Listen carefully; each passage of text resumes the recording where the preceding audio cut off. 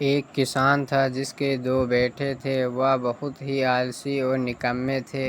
वो अपने पिता को कामकाज में हाथ बटाने के बजाय आलस किया करते थे, इधर उधर घूमते फिरते थे।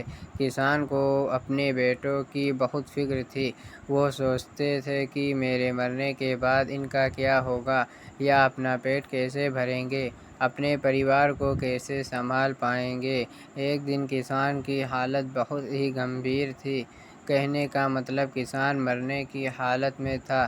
तभी किसान ने अपने दोनों बेटों को बुलाकर उनसे कहा कि हमारे खेत में एक खजाना गड़ा हुआ है, लेकिन वह किस जगह है उसकी जानकारी मुझे भी नहीं है, लेकिन खोदने बाद तुम वो खजाना मिल जाएगा।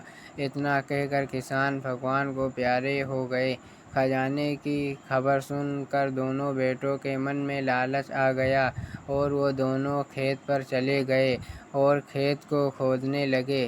खजाने के लालच में कुछ ही दिनों में पूरे खेत को खोदने के बाद वो घर जाकर बैठ गए और वह अपने पिता को कोसने लगे।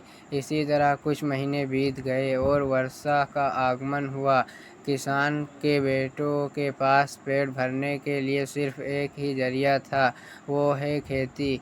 तब बाकी किसानों की तरह किसान के बेटों ने खेत में बीज बोने शुरू कर दिए। वर्षा का पानी पाकर वो बीज अंकुरित हुए और देखते ही देखते खेत लहराने लगे। ऐसा लग रहा था कि हवा के झोंके से लहरा रहा था। यह देखकर किसान के बेटे बहुत खुश हो गए। उनको समझ आ गया कि परिश्रम ही सच्चा धन होता है, और वो उसी तरह से अपने पिता के शब्दों का मोल भी समझ गए और अपने कामकाज में लग गए।